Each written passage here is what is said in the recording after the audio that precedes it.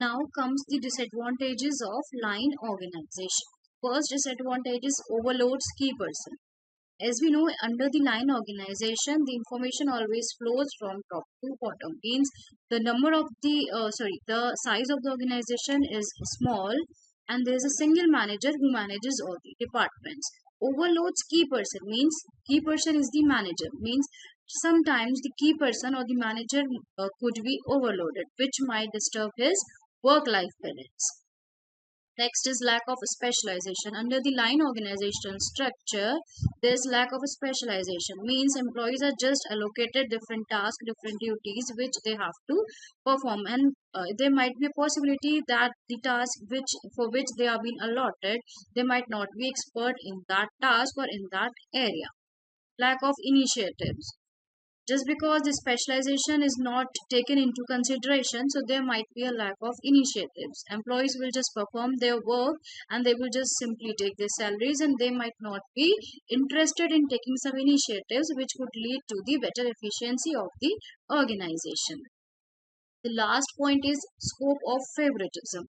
There's always a scope of favoritism because there is only a single manager who is looking after all the departments, and there could be a possibility that that particular manager has good cordial relations with particular employee, and in that case it would always be a possibility that he will always favor that particular employees, which might not be good for other employees and they might not work efficiently. Now the next topic is line and staff organization. Line and staff organization is simply extension of the line organization only. Means under the line organization, a staff organization authority is also there. There are two types of authority, line authority and staff authority. Under this organization structure, two types of authorities exist together, line authority and staff authority. The functions of line manager is similar to their functions under the line organization, but some staff or experts are also appointed as advisors to the line officers. Mean the main purpose or the main function of the line manager would remain the same, but along with that function, along with the line authority, the line managers are also being provided with some staff managers who are the experts in their areas, who will give them the best advices in the whole process. The function of line officer is to take decisions, while the function of staff officer is to advise them. Means the main decision or the finalization of the decisions will be done only by the line officers, but they have certain advisors, they have certain experts who could assist them in the better decision making. Staff officers are experts in their respective fields and offer useful advice after analyzing the problems presented by the line officers. Line officers will first always put the problem before the staff managers, and staff managers, as they are the experts, they are the experienced one, they will first analyze the problem and they will always offer the best solutions or best advices for the problem. Now we come to the advantages of line and staff organization. First is sound decision. There would always be sound decision because of the two authorities, line authority and the staff authority. When two people are looking after the same problem, there will always be a possibility of the best, or we can say the sound decision. Sound decision making is possible in this organization structure as a specialist advice of the staff manager is available to line executives for decision making. Next point is specialization possible. The work of thinking and executing is divided. Means thinking work will be done by one authority and the execution work will be done by the another authority, which will bring the specialty. Both are the experts in their areas, which will always lead to the best decisions out of the problem. It also increases organizational efficiency. Now, the advantage of line organization. See, line and staff organization is just the extension of the line organization. Means the line and staff organization will always have all the advantages of the line organization. Along with that, they are also have the advantages of the staff authority. Next is research facilities. The staff executives do not have to remain busy in daily routine. The staff routine has the main purpose of the research work. They are not indulged into the daily routine of the organization, and so they are being provided with time. They have enough time so that they can execute different research in their areas and bring the best decisions for the organization. Therefore, the staff executives have enough time at their disposal for research work. During this time, they discover new procedures which benefit the enterprise. They'll bring out the best ways, they'll bring out the new procedures, the best procedures which will always benefit the organization and will bring the best efficiency. Next point is more facility of expansion. See, legal and other complexities are increasing in modern day, right? So, in these circumstances, the expansion of the business has become very difficult. However, when an organization has the services of the experts, they have the opportunity of expanding the business. When experts are allocated to them, they have the opportunity to expand their business. Next point is decrease in production cost. Experts find out the best ways or the best procedures or the new methods which will reduce the manufacturing cost and which will make it easy to produce the good quality products with the minimum cost. The last point of advantages of line and staff organization structure is discipline. In this type of organization, because of the unity of the command, there is no problem on the account of discipline. They are always disciplined.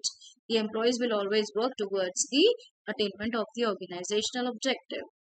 Now, the next topic is disadvantages of line and staff authority.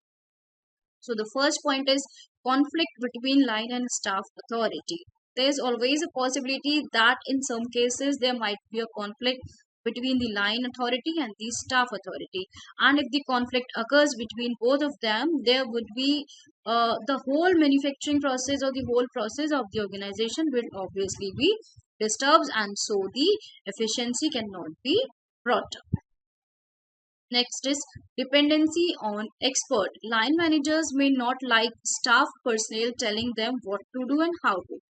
See, line managers are the ones who will be executing the best decisions, and the staff managers are the ones who will offer them the best advices or the best ways to implement the changes or to implement the decisions. So, the next point is dependency on experts. There are two experts, line managers and staff managers, and both of them might indulge in conflicts. Like line managers are the ones who will be executing the things, and the staff managers or the staff authority is the one who are the experts in their areas, who are being specially appointed for the best to offer the best advices out of their experiences.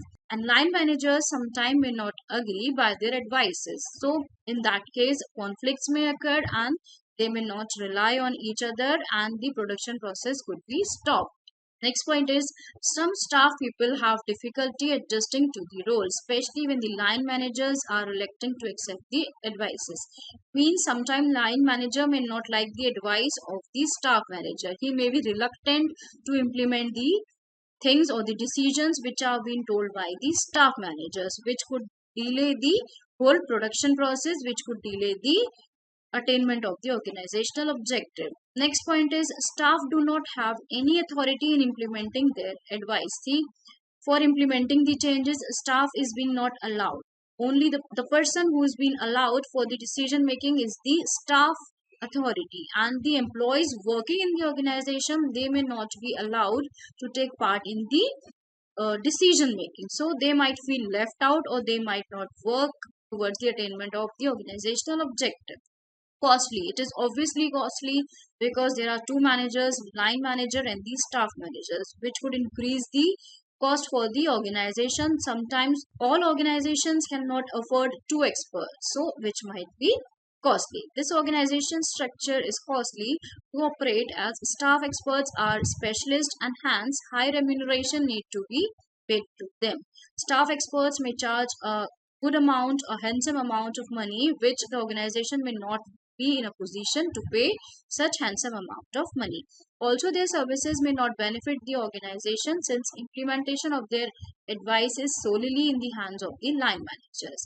And if the line managers are not implementing the things, the decisions, whatever are being told by the staff managers, In that case also the organization may lose or organization may suffer.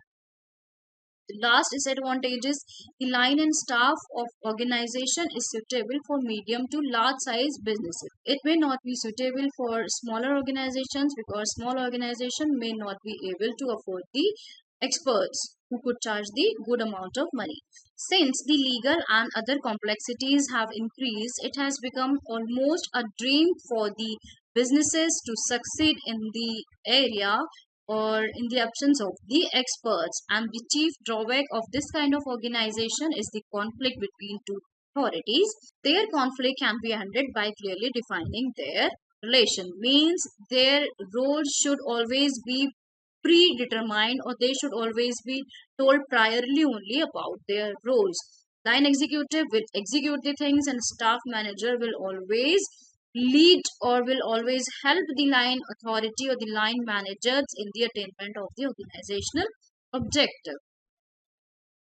Now, the next topic is departmentalization. Departmentalization refers to the process of grouping related activities or functions into specialized units or departments within an organization. See, departmentalization is simply grouping of activities of similar nature under one department.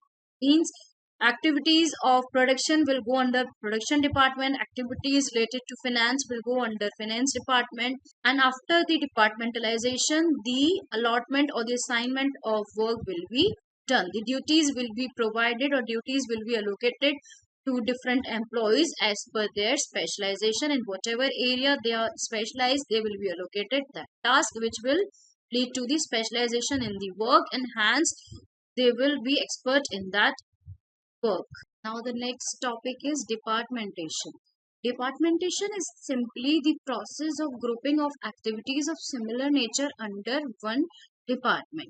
Means first we will analyze the working, first we will analyze the different activities whatever will be running in the organization, and after analyzing the activities, those activities which are of similar nature or which are similar to each other, they would be grouped under one department.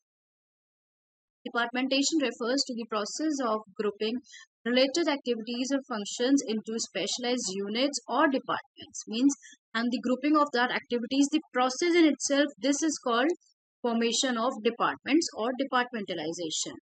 It is derived from the word department, which signifies an organization distinct area or division responsible for specific task or functions.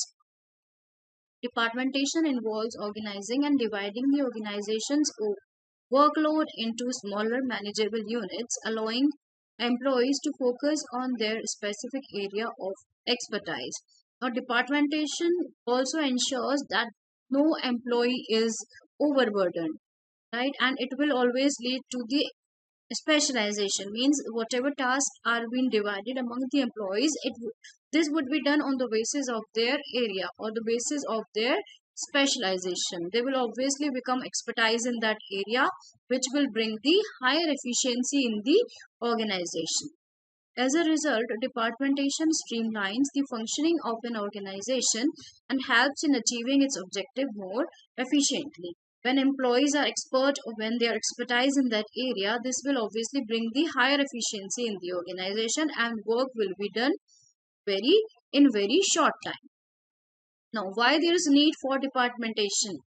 First point is specialization. Departmentation enables organizations to leverage the benefits of specialization. See, as I've told you, the specialization means the division of work will be done on the basis of the specialization of the employees.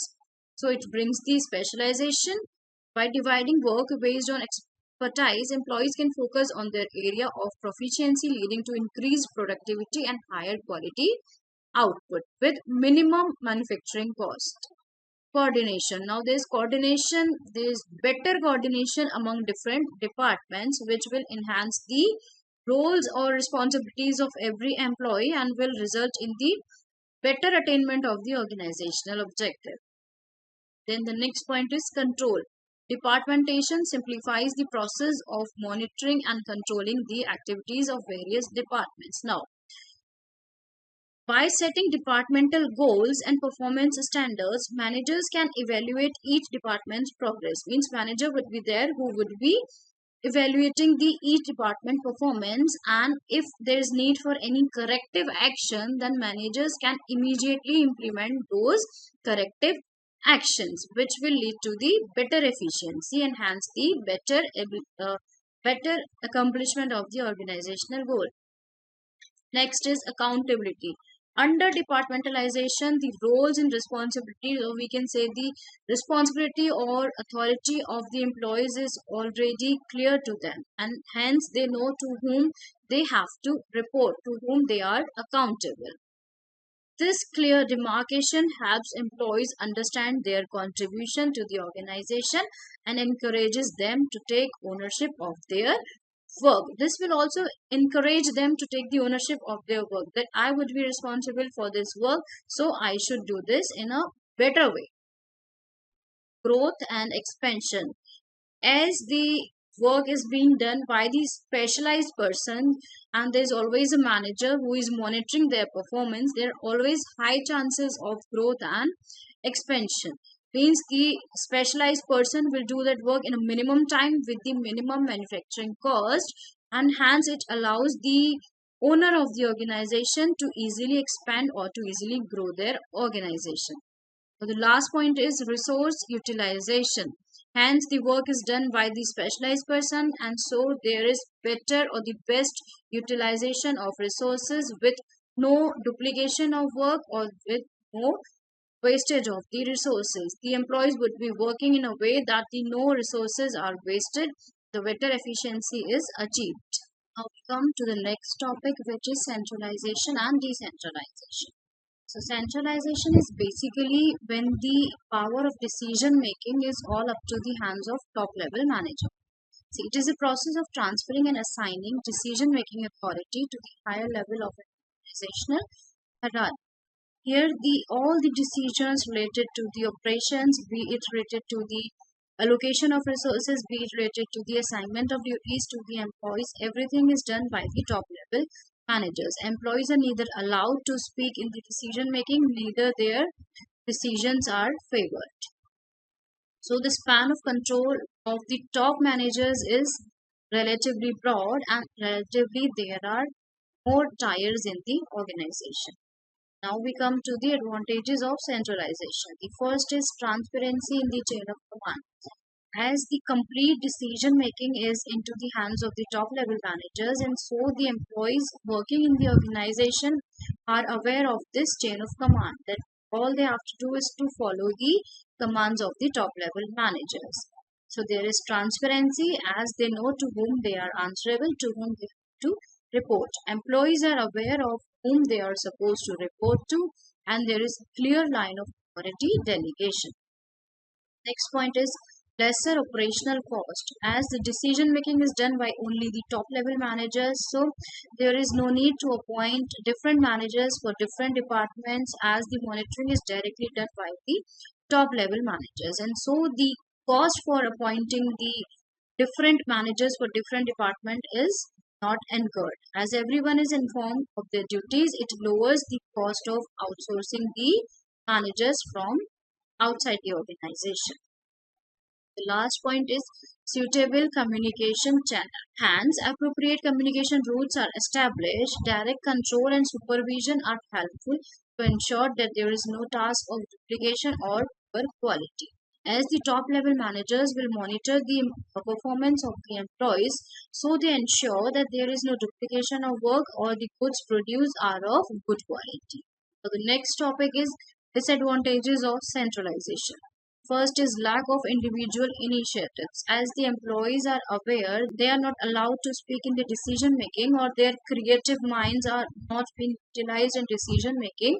So they just stay away from decision making process, and hence they don't feel valuable in the organization. They just work whatever they are being told. The fundamental issue with the system is that staff members must be more active in decision making. It is impossible to value original initiatives and ideas. Sometimes the employees may be having better ideas or more creative ideas than the top level managers. Hence, it is not allowed in the centralization that their opinions are valued, and so they are just so the employees just strictly follow the written protocols. Next point is absence of specialization. The organization needs more effective handling of specialized jobs because a single person makes all the decisions in the centralized structure. Next is lack of loyal employees. Employees are aware that they are not allowed in anything instead of the operations of the organization. So, as a result, only few employees show the loyalty towards the organization. Rest just work whatever they are being told. Next topic is decentralization. Decentralization is a way of managing power by sharing it with others. Under the decentralization, the power is distributed among different managers at their different levels. Means the managers of each level will be allowed to take the decisions on the behalf of top level managers. In this case, decentralization helps to decongest central power, distributing the hierarchy, workload, and responsibilities. A central power must be accountable. With decentralization, but the people or department involved have greater generate solutions. Means whatever will be done by the managers of the particular departments. Now, benefits of decentralization. First is local empowerment. Means decentralization empowers the local unit. It empowers the managers of each level that they are accountable for the work whatever will be done under their department. It always encourages them, and so they will actively participate in the decision making, and they will always encourage their team or their employees, their subordinates towards the attainment of the organizational objective. Faster response.